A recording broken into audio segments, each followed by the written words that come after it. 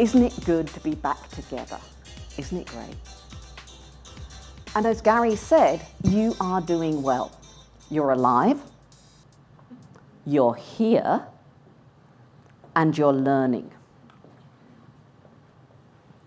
So, really important to think through, what do we want to learn? Because the theme of the conference is vital lessons. Not everything's vital. There's a world of education out there. You've got to be strategic in what you pick. My first experience on a board came as a bit of a shock. I got sent to Spain to run the office in Madrid. And when I got there, I got given a consent to act form. And I said, "What's this?" And my accountant, quick as a flash, said, "That's the piece of paper that you sign that says if this company does something wrong, you go to jail." Suddenly I realized that I had a few vital lessons to learn and some very pressing issues to address, like upskilling. So we need to be strategic and think about, what do we need to learn and what role does our board have in that? The difficult thing is, we very rarely, just as my bosses in England never questioned that I was capable of being a company director when they sent me off to Spain, we usually assume when we appoint a director that they know what role we want them to play. And the place where I most often see this causing grief and anxiety is when it comes to strategy. Who here has been looking at that slide and picking out which of their board members plays which of those roles? Yep. And how many of you are going, "Oh dear, I play that one too"? Well, here's the deal. Those roles will all add value. Every behavior will add value at some point in time, but if you don't sit down and talk to your board about what role this board has in strategy in this company, and what role you think each individual director is well equipped to play, you're in trouble. Because you're assuming that they automatically, instinctively, somehow magically know what you want or what is needed. And we don't. Way back in the 1980s, when I had my first board, I got the shock of my life and I started learning about boards. I started reading whatever I could. I started doing director education. I moved to Australia and I discovered I was absolutely fascinated by the way a group of people could come together and create something that wasn't there before. So I carried on studying boards and learning and looking at them at the same time as I was working in strategic planning for BHP, which was a really interesting juxtaposition because I was on small not-for-profit boards and I was serving a very large, very well-resourced board. Bringing those two insights together really made me think about, what do they have in common? Because what we have in common is the fact that we all want our companies to succeed. We all want to do what we do well and better, do more of it, and have more impact. And whether we measure that impact or not, we want it. So good things for you to talk through with your board are, what are the things that this board absolutely has to nail, has to take control of, has to take leadership of. A few years ago, I was working with a not-for-profit board, and their CEO said to me, "Julie, if I asked my board to give me a picture of the future, I'd get kindergarten scribble." And I said, "That's interesting, because every single member of your board is tertiary educated. Admittedly, they're all engineers, but so am I. Engineers love to solve problems, and you have problems. So what is it that hasn't happened?" And what hadn't happened was that the board didn't feel empowered to lead because he was such a strong CEO. When it came to strategy, when it came to what is this organization here to do, they all sat back in their chairs and looked at him. And being a clever and capable engineer himself, he stepped up, of course. So have that conversation. Have that conversation in your boardrooms as soon as you can about, what do I want you to do? How are you going to take this organization forwards? Are we still recovering from the slings and arrows of outrageous fortune that we've been suffering from for the last few years? Are we boldly setting a course for the future? Are we doing a bunny hop? Are we doing a moonshot? But have that conversation. What is the role of this organization? Why is that inspiring to us?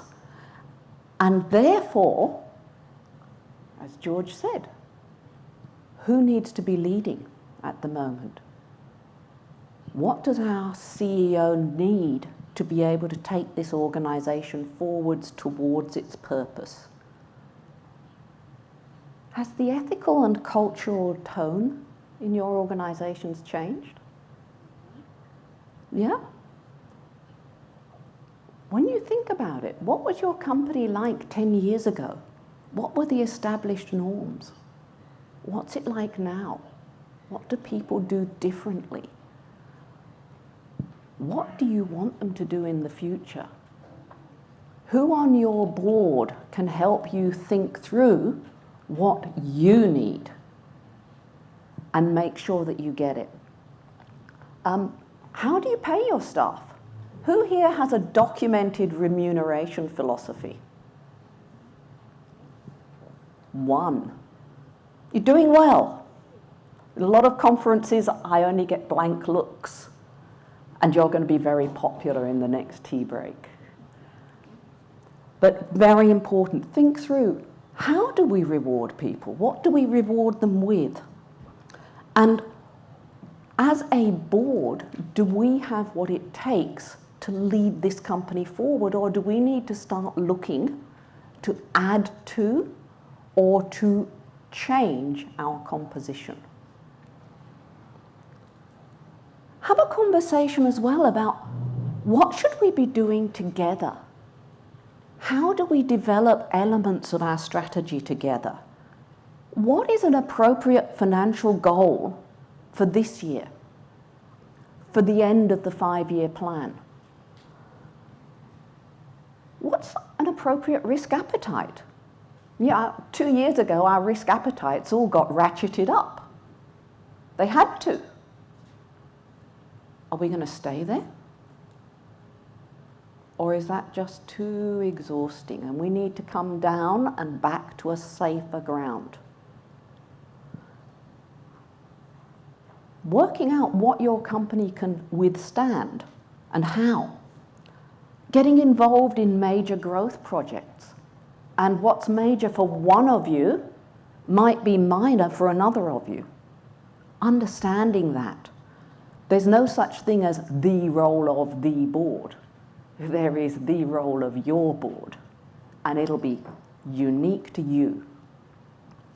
And think about, how do you and management work together to create the culture and ethics that your company needs.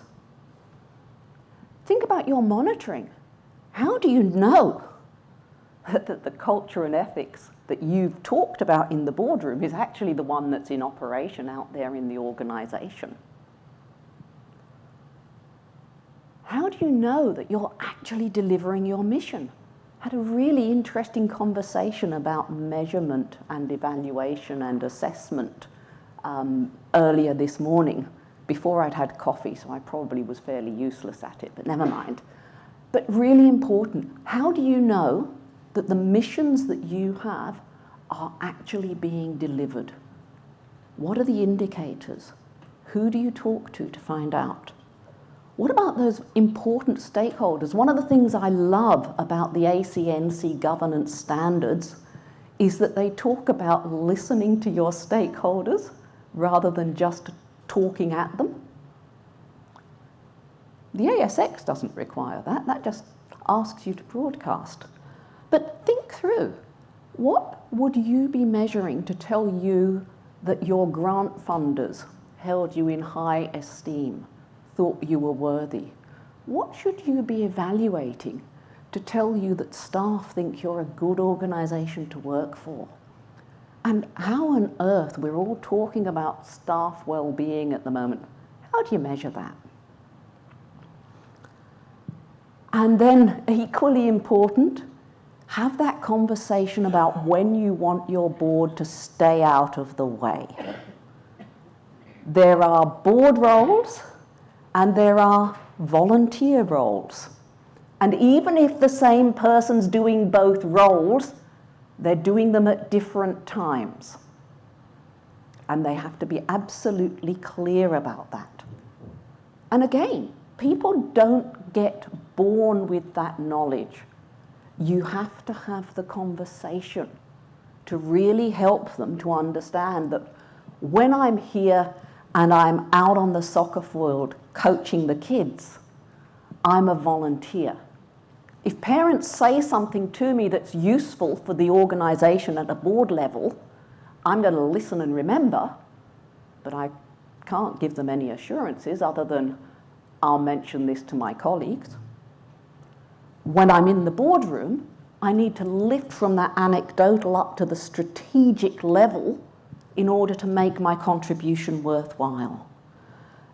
So really important, have that conversation with your board, particularly if your board is one of those lovely boards with people who volunteer as well as being directors.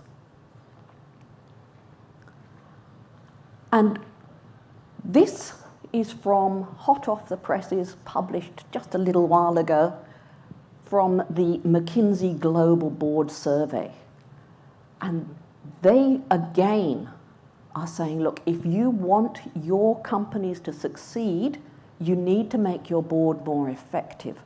And again, they're talking about things that I think come down to conversation about how do you encourage your board to be curious, to not just read their papers diligently, but to ask, what else do I need to know?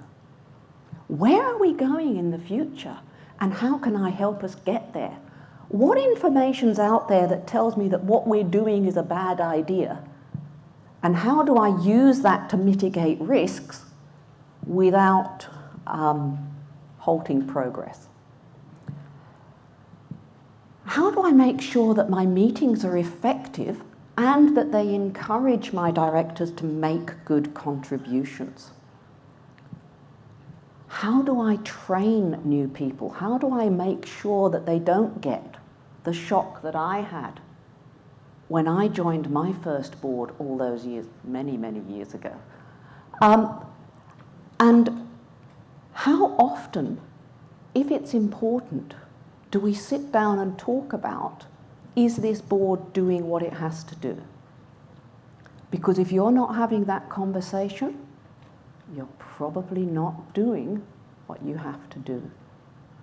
So I encourage you, have those conversations, because when Gary says your statistics are fantastic, I only investigate 60 or 70 out of 60,000.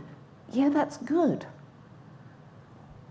But if a not-for-profit organisation fails, it is not so simple as a few people having to find new jobs and a few shareholders getting a tax deduction. People get hurt.